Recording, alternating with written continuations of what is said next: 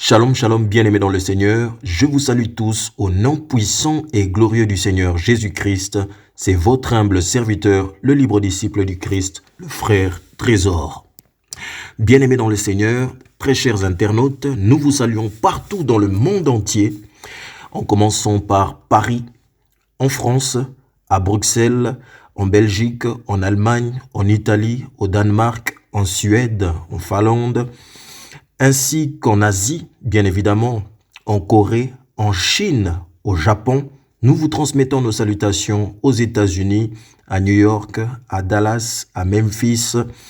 Nous vous transmettons nos salutations à Miami également. Nous revenons sur le continent africain aussi pour vous saluer, pour vous transmettre nos salutations à Kinshasa, au Congo, Brazzaville, Gabon, Madagascar, Burkina Faso, Côte d'Ivoire, partout bien-aimés, ainsi que dans le Maghreb, nous vous saluons au nom de notre Seigneur. Trésor et Bénédiction TV sont heureux de vous recevoir et de partager avec vous de la parole de Dieu pour être bénis encore à nouveau. Amen. Amen. Alors aujourd'hui, bien-aimés dans le Seigneur, nous allons continuer à partager, nous allons continuer à parler sur ce que le Seigneur nous avait déjà enseigné par la fois passée. Nous allons le faire tous ensemble en gardant toujours notre regard vers la parole de Dieu. Amen. Alors avant de commencer, nous allons d'abord prier. Prions. Éternel Dieu Tout-Puissant, Créateur du ciel et de la terre, nous voici devant toi. Nous venons nous remettre entièrement entre tes saintes mains. Nous voulons que ta main glorieuse, Père éternel, intervienne dans nos vies. Nous te faisons confiance, toi qui es le Dieu vivant. Merci, Père éternel, d'avoir touché nos frères, d'avoir touché nos sœurs. Pour ceux qui t'ont reçu, Père éternel, tu les as bénis. Pour le frère aussi, la sœur, le père, la mère, tous ceux qui seront là, le frère, Père éternel, Dieu, qu'ils soient touchés et bénis par toi, car tu es le Dieu vivant et le Dieu puissant. Nous te remercions, Père, parce que tu nous fortifies chaque jour. Tu ouvres les yeux de tout un chacun de nous pour nous amener à entrer dans ta gloire. Toi qui es le Dieu vivant, dans ton nom puissant et glorieux Jésus-Christ de Nazareth.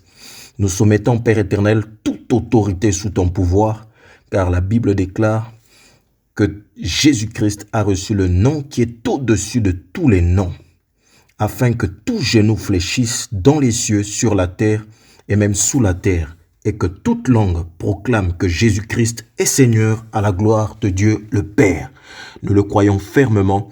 Dans le nom puissant et glorieux de Jésus-Christ de Nazareth, nous avons ainsi prié. Amen. Bien-aimés dans le Seigneur, nous allons continuer et nous allons terminer sur la sorcellerie religieuse. Nous sommes à la 4e branche.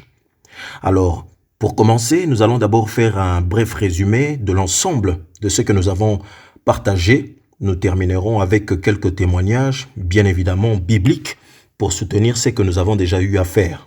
Amen.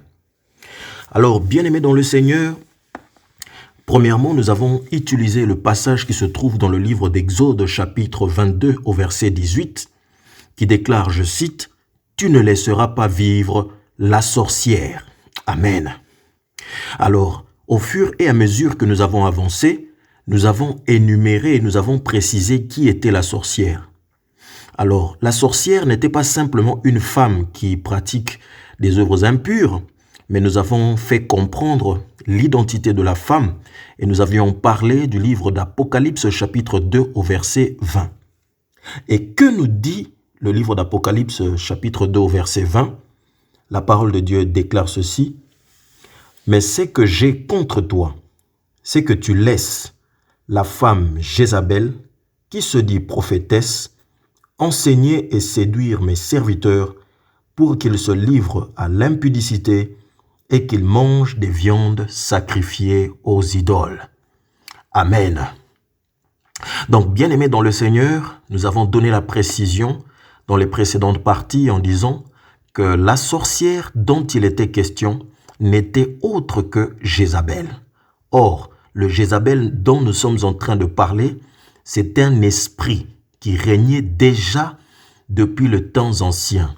Alors nous avons donné la précision en parlant de la Jézabel physique qui avait reçu cet esprit et qui avait pour mission de venir pour détruire l'Église. Cette Jézabel qui était la fille d'Ethbal Ier, qui était le roi de Sidonie et qui, pour accéder au trône, avait déjà assassiné son père. Alléluia. Bien-aimé dans le Seigneur, Jézabel va diriger avec Akab, qui était le roi d'Israël, les peuples d'Israël, et va introduire le culte de Baal et d'Akhéra, qui n'est autre que la reine du ciel et qui a autre nom qu'on peut l'appeler aussi Marie de Margouey. Alléluia. Donc, bien-aimé dans le Seigneur, raison pour laquelle il était important qu'on fasse ces rappels parce qu'il fallait comprendre que cet esprit combat fermement les serviteurs de Dieu. Alors, nous avons donné certains points qui étaient capitaux et essentiels. Dans la deuxième partie, nous avons parlé des pratiques, des mauvaises pratiques qui se faisaient dans les églises où régnait l'esprit de Jézabel. Alors, nous avons parlé de l'esprit de Jézabel qui était féminine principalement. Pourquoi? Parce que c'est contre ce que Dieu a instauré au sein de sa parole. Non pas que les femmes sont des Jézabel, loin de là, mais que l'image de la femme qui compte énormément pour le Dieu créateur, donc l'ennemi aussi, a travaillé sur l'image de la femme, donc à cet esprit, pour empoisonner l'Église. Alors, la Bible nous dit que Christ, il est le pouls de l'Église. Et l'Église représente le corps du Christ. Et le corps du Christ est à l'image de la femme. Alléluia. C'est celle qu'on appelle l'épouse. Alléluia. Donc, une Église qui est convenable, c'est une Église qui transmet les œuvres du Seigneur. C'est là où se manifestent les dons de l'Esprit. C'est là où il y a de l'amour. C'est là où la gloire de Dieu agit quotidiennement. Il y a des guérisons, il y a des miracles, oui aussi, mais la priorité demeure la parole de Dieu. Pourquoi? Parce que la parole de Dieu, c'est la tête de l'Église, donc c'est Jésus-Christ qui doit d'abord régner, car tout passera, mais la parole de Dieu ne passera jamais. Alléluia. Maintenant, nous avons parlé de quelle manière cet esprit opérait. Alors, le reproche de notre Seigneur dans le livre d'Apocalypse chapitre 2 verset 20, il dit d'abord, c'est que j'ai contre toi, c'est que tu laisses cette femme Jézabel qui se dit prophétesse. Donc, on comprend que cette femme a un rôle à jouer, dans la maison de Dieu. Parce qu'en réalité, la prophétie était attribuée à ce que Dieu avait choisi. Mais ici, quand on parle de Jézabel, on parle de celle qui se dit prophétesse. Donc, on est déjà dans le mensonge. La parole de Dieu déclare que le diable est le père du mensonge. Alléluia. Et nous avons dit qu'il fallait faire très attention car l'esprit de Jézabel introduisait les fausses prophéties dans l'Église de Dieu. La Bible déclare qu'éprouver les esprits. On nous dit d'éprouver les esprits. Nous ne devons pas tout prendre, tout gober, mais nous devons d'abord analyser, observer avec un bon discernement, d'éprouver les esprits. Le problème, bien aimé dans le Seigneur, c'est que dans les temps de la fin, dans ces temps que nous vivons, beaucoup de personnes se cachent derrière leurs problèmes et refusent d'observer les choses qui se passent et refusent d'accepter la vérité que le Seigneur leur présente, tout simplement parce qu'ils ont besoin d'entendre les choses qui leur font du bien. Or, lorsque Dieu nous appelle, la première des choses qu'il manifeste en nous, c'est d'abord la compréhension de la vérité. Jésus-Christ, il a dit, je suis le chemin, la vérité et la vie. Or, ici, on dit que tu laisses cette femme, Jézabel, qui se dit prophétesse, donc une menteuse. La deuxième des choses, on dit enseigner. Donc, enseigner, c'est la transmission de la connaissance. Or, pour nous les enfants de Dieu, lorsque nous allons au sein de l'assemblée, lorsque nous allons au sein de l'église, nous devons d'abord apprendre à connaître notre Seigneur. Alors, celui qui va nous transmettre la connaissance doit être rempli du Saint-Esprit. Donc, tout à l'heure, nous avons parlé de l'église, corps du Christ, qui est l'image de l'épouse véritable. Et c'est elle qui doit transmettre la connaissance aux enfants de Dieu, qui font partie de son corps, parce que c'est elle qui va engendrer des servantes et des serviteurs de Dieu. Alléluia.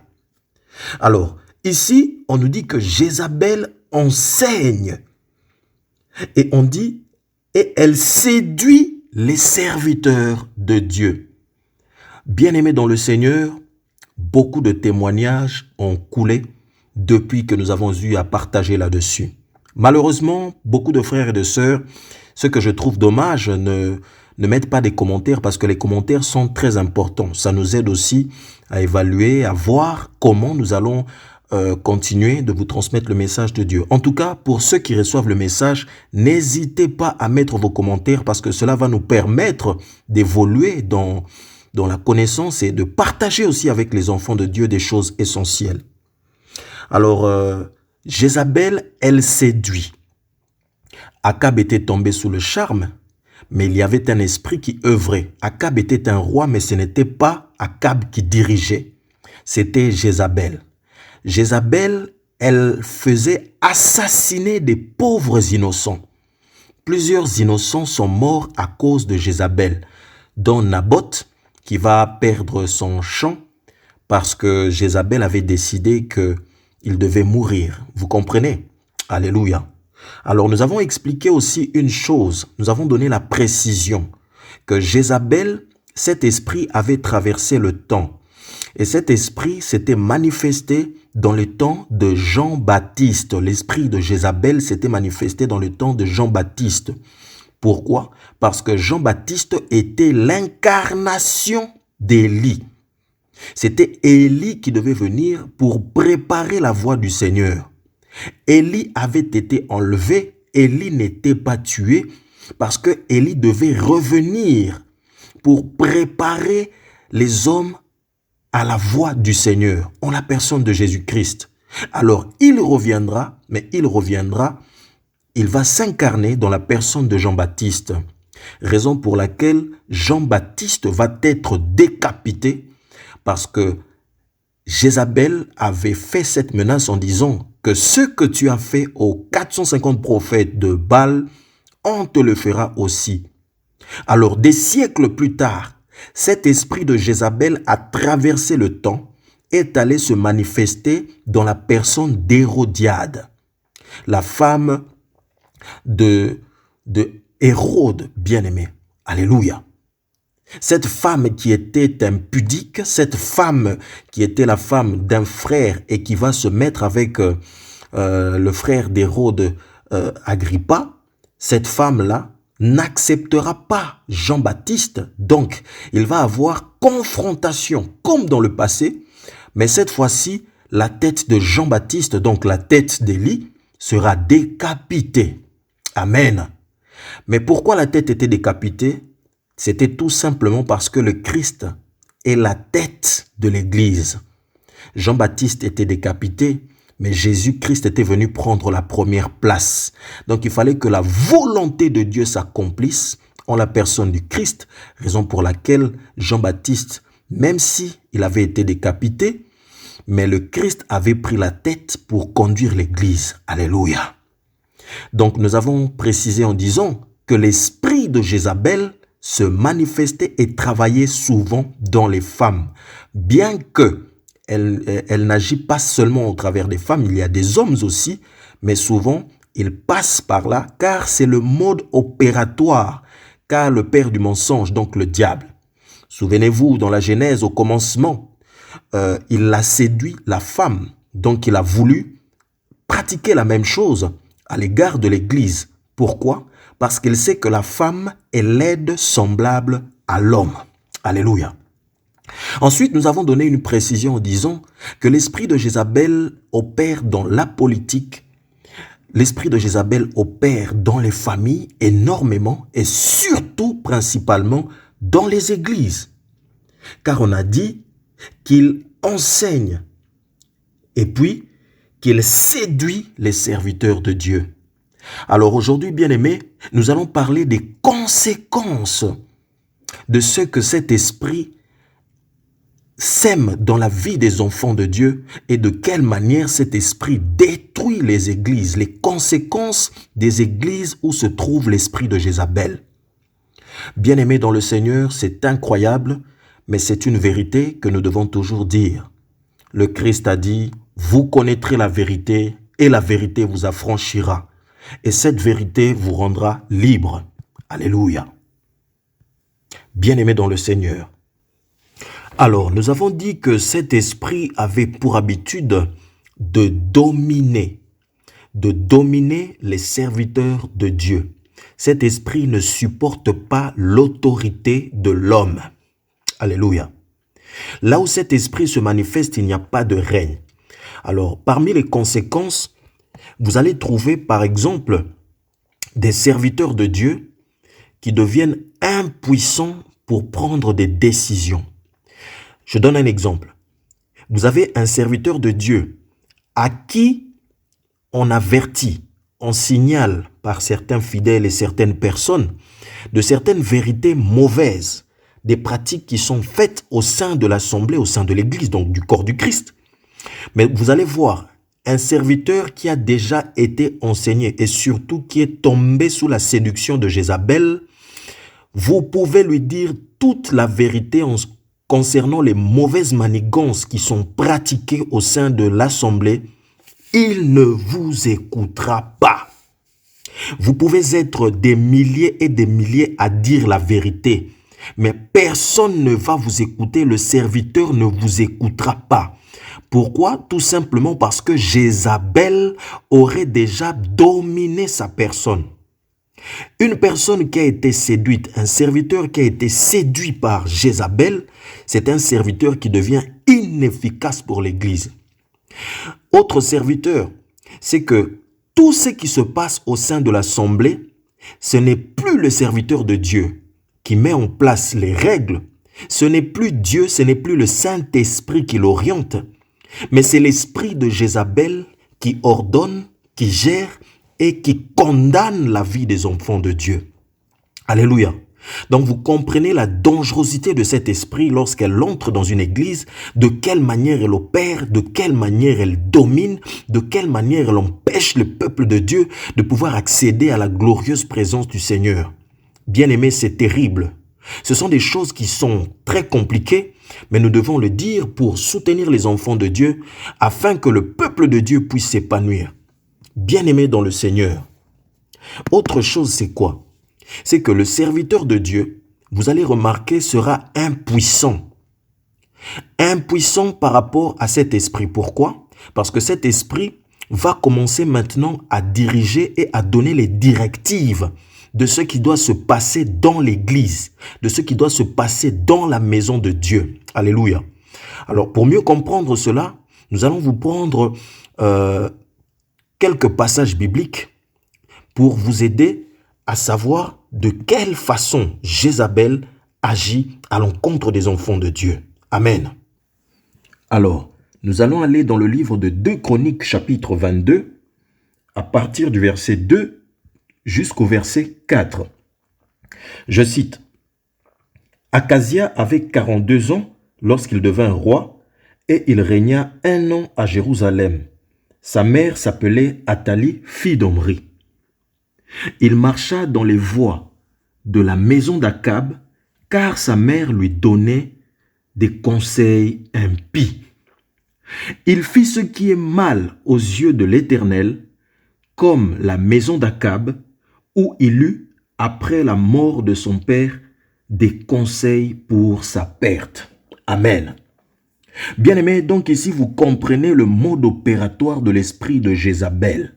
C'est d'orienter par des mauvais conseils, comme nous avons vu dans Apocalypse chapitre 2. Il enseigne de la mauvaise manière, il enseigne les malices, les mauvaises pratiques. Donc Akazia, qui va régner que 1 an en Israël, bien-aimé dans le Seigneur, ne va pas avoir une longue vie. Pourquoi? Parce que derrière la gouvernance d'Akazia, Jézabel avait déjà un plan. Raison pour laquelle vous voyez beaucoup de serviteurs de Dieu aujourd'hui se faire détrôner par leurs femmes, se faire complètement effacer par leurs femmes. Ils sont incapables de pouvoir exercer et parfois même ces choses sont connues de tous les fidèles.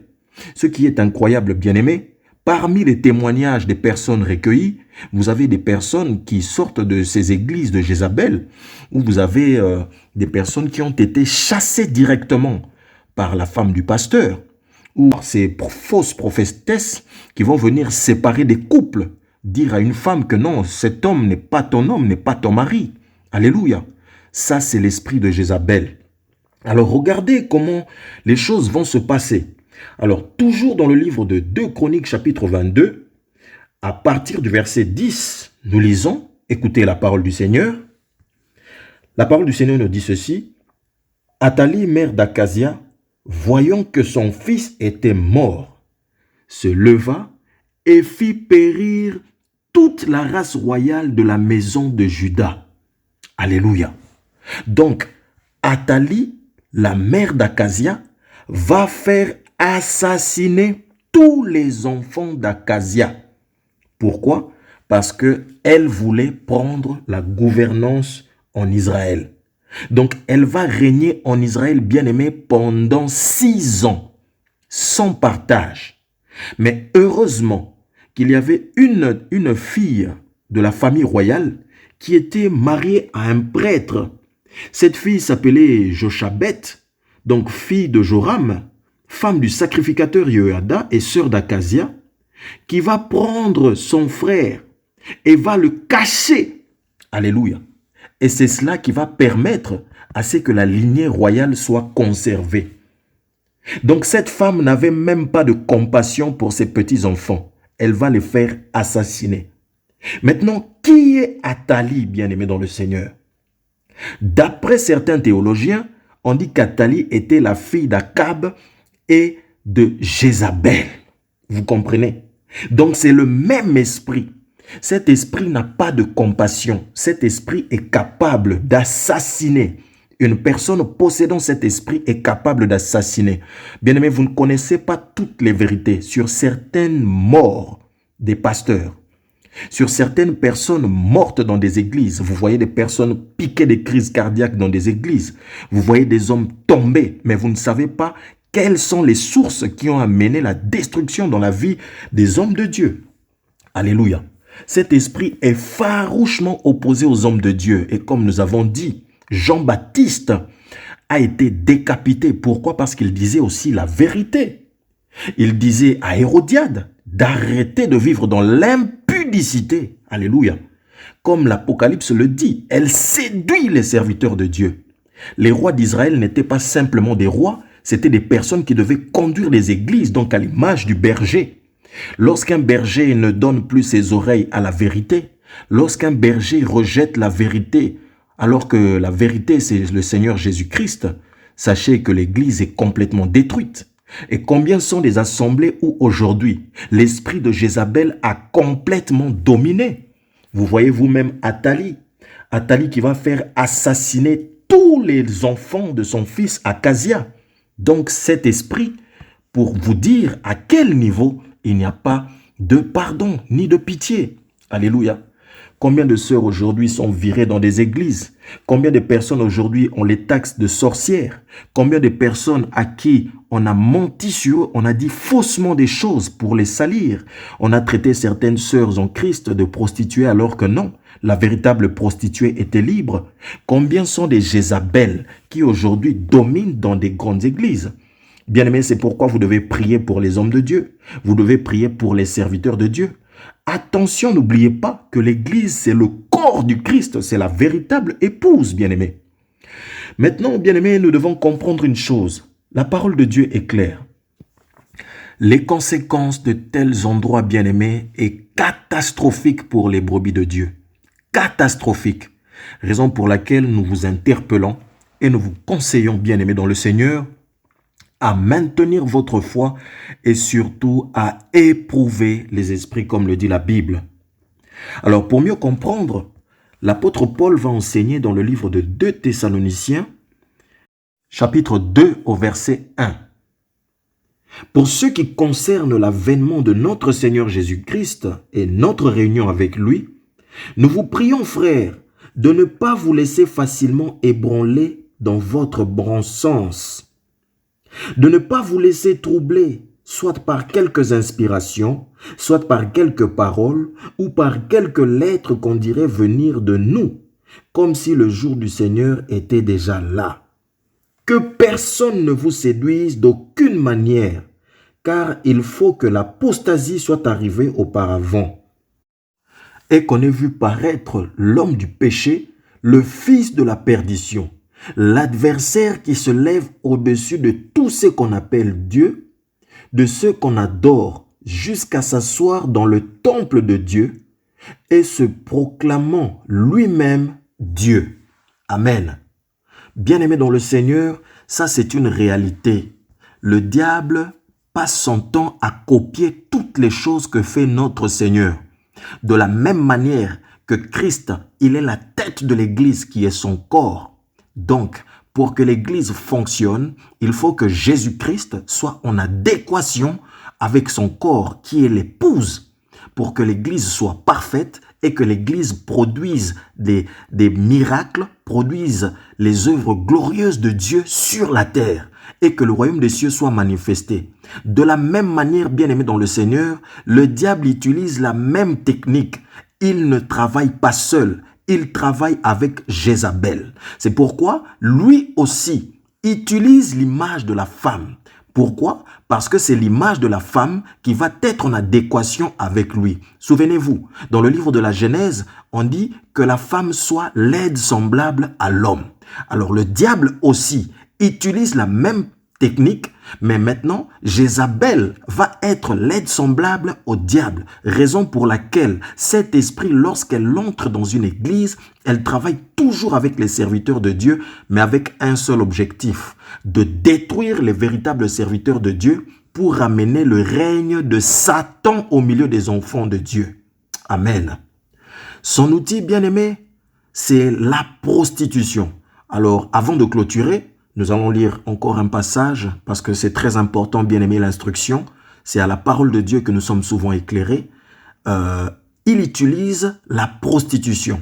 Alors pour cela, nous allons aller dans le livre d'Apocalypse chapitre 17. À partir du premier verset, nous descendons jusqu'au verset 6. Je lis au nom du Seigneur Jésus-Christ. C'est la révélation qu'a reçue Jean. La Bible dit ceci. Puis un des 7 anges qui tenait les 7 coupes de vin, et il m'adressa la parole en disant, « Viens, je te montrerai le jugement de la grande prostituée qui est assise sur les grands eaux. C'est avec elle que les rois de la terre se sont livrés à l'impudicité, et c'est du vin de son impudicité que les habitants de la terre se sont enivrés. Il me transporta en esprit dans un désert, et je vis une femme assise sur une bête écarlate, pleine de noms de blasphème, ayant 7 têtes et 10 cornes. Cette femme était vêtue de pourpre et d'écarlate, parée d'or, de pierres précieuses et de perles. Elle tenait dans sa main une coupe d'or rempli d'abominations et des impuretés de sa prostitution.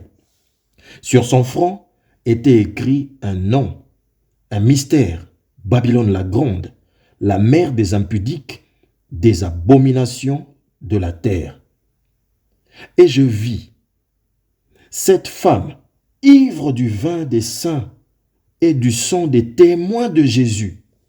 Et en la voyant, je fus saisi d'un grand étonnement. Alléluia.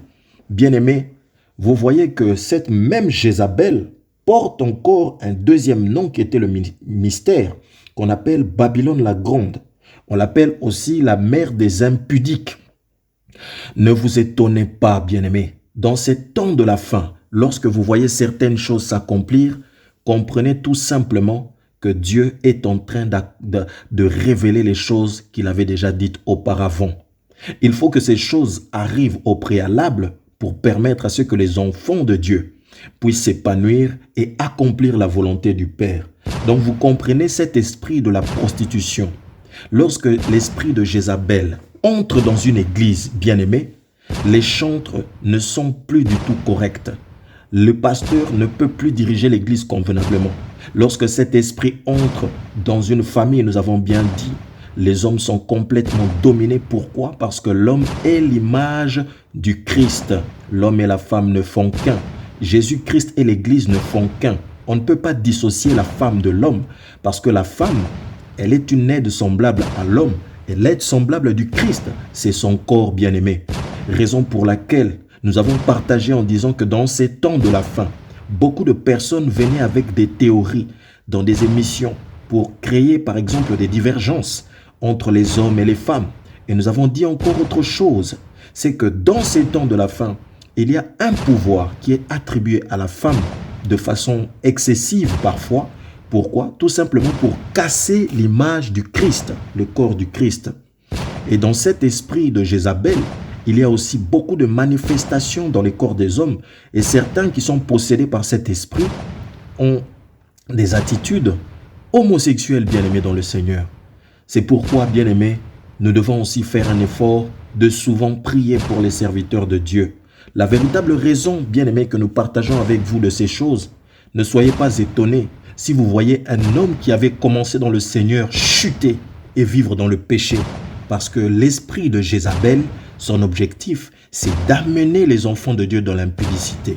Alors, cette impudicité n'est pas simplement décrite par rapport au physique, ni par rapport aux relations sexuelles. C'est aussi les pratiques impures, démoniaques, sataniques, machiavéliques, de l'occultisme ou les différentes maisons occultes qui règnent aujourd'hui, que certains hommes de Dieu ont fait rentrer dans l'église. Raison pour laquelle, bien-aimés, beaucoup de personnes aujourd'hui périssent. Pourquoi? Parce qu'ils se sont laissés séduire par ces choses. Il faut comprendre que lorsque vous avez l'Esprit de Dieu avec vous, l'Esprit de Dieu révèle toute la vérité du Christ.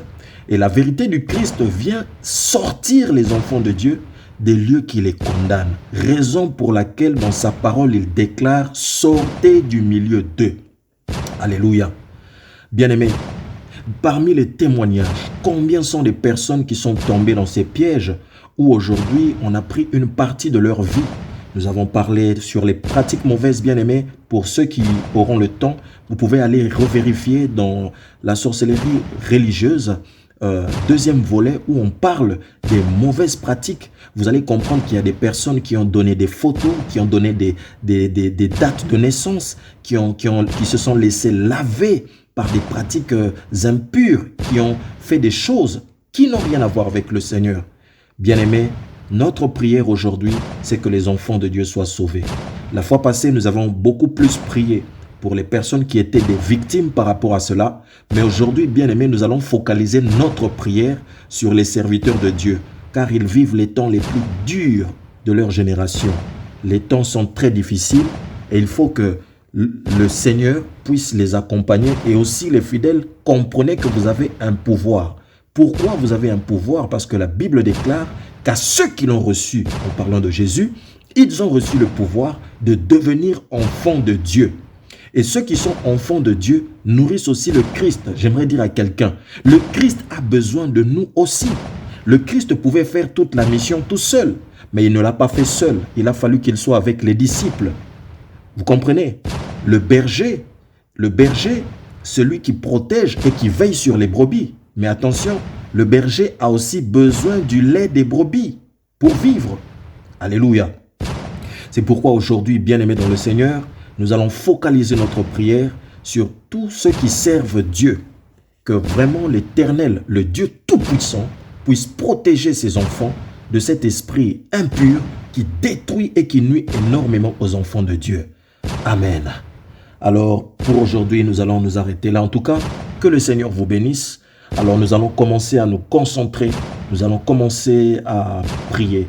Nous allons d'abord commencer par remercier notre Dieu pour cette parole qu'il a donnée. On va dire merci Seigneur d'avoir donné ces paroles. Bien-aimés, si vous voyez ces symptômes dans votre église, si vous êtes serviteur ou servante de Dieu, lorsque vous voyez votre frère qui est un serviteur de Dieu, qu'il soit pasteur, qu'il soit prophète, qu'il soit, je ne sais pas moi, diacre, qu'il soit chantre, lorsque vous voyez votre frère ou votre sœur tomber dans ce piège, bien-aimé, priez pour lui, intercédez pour lui et demandez au Seigneur de tendre sa main pour lui. Pourquoi? Parce que ces choses détruisent énormément d'églises. Et nous avons donné la précision. Il y a des églises qui appartiennent directement à Jézabel. Mais il y a aussi des églises qui sont du Seigneur, mais dans laquelle l'esprit de Jézabel opère. C'est pourquoi, bien-aimés, on va prier notre Seigneur. On va lui dire merci pour cette révélation et que Dieu puisse aider ses enfants, ses serviteurs à aller de l'avant. Au nom de Jésus-Christ, prions. Éternel Dieu de gloire, Dieu de toute puissance et Dieu de toute bonté, nous venons te dire merci parce que tu es le Dieu qui nous bénit. Aujourd'hui encore, Père, tu veux que tes enfants soient sauvés. Tu veux que tes enfants soient délivrés. Raison pour laquelle nous sommes, Seigneur, dans ta présence. Nous te disons merci, Seigneur, pour la parole que tu nous as donnée. Pour cette semence, Père éternel, qui fait vivre. Dans ta vérité, Père éternel, tu sauves des enfants. Dans ta vérité, Père, tu sauves et tu guéris les hommes. Tu ne laisses pas, Seigneur, ceux qui demeurent auprès de toi demeurer à vide. Mais chaque jour, tu leur nourris de ton espérance. Tu les fais vivre par ton amour, par ta grâce et par ta bonté. C'est pourquoi aujourd'hui et maintenant, Père, nous te disons merci de ce que tu as veillé sur ton peuple.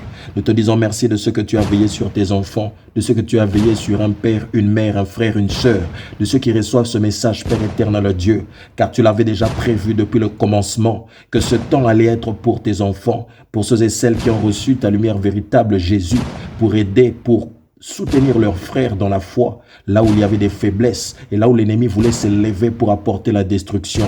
C'est pourquoi, Père éternel Dieu, nous te remercions pour ta fidélité. Nous te remercions pour ta bonté à notre égard. Nous te remercions pour la bonté, Seigneur, que tu as envers ton Église, envers ton enfant. Nous te remercions pour la vérité que tu ne cesses de déballer pour que tes enfants soient sauvés. Tout cela, Père, nous le croyons. C'est par ton amour, par ta grâce et par ta bonté que nous vivons et que nous nous révélons être des personnes persévérantes à cause de la grâce que tu nous accordes. Sois, Seigneur, celui qui va se manifester dans nos vies. Ne nous laisse pas, Père éternel, demeurer à vide, mais qu'à chaque instant, nous soyons forts, fermes et que nous marchions dans les valeurs que tu nous as communiquées afin que l'ennemi ne nous atteigne pas. Nous te remercions parce que tu es grand. Tout cela, nous le déclarons et nous le disons dans le nom puissant et glorieux du Seigneur Jésus-Christ. Nous avons ainsi prié. Amen. Bien-aimés dans le Seigneur, c'est ici que nous terminons avec vous. Nous tenons à vous rappeler que nous sommes sur Trésor Bénédiction TV et nous sommes bénis tous ensemble par son amour et par sa grâce pour ce partage qui est assez riche et qui nous fortifie en nous permettant d'aller toujours de l'avant avec notre Seigneur. Amen. La Bible déclare que le Saint-Esprit survenant sur vous, vous serez mes témoins de la Judée à la Samarie et jusqu'aux extrémités de la terre. Alléluia. Que le Seigneur vous bénisse. Nous sommes tous ensemble. Et surtout, bien-aimés dans le Seigneur, n'oubliez pas que notre Dieu, il est toujours là pour vous soutenir. Partagez, ne manquez pas de le partager à vos frères et à vos sœurs, car notre Seigneur nous appelle à nous épanouir. Faites de toutes les nations des disciples en les baptisant au nom du Père, du Fils et du Saint-Esprit. Amen. C'était votre humble serviteur, le libre disciple du Christ, le frère Trésor. Amen.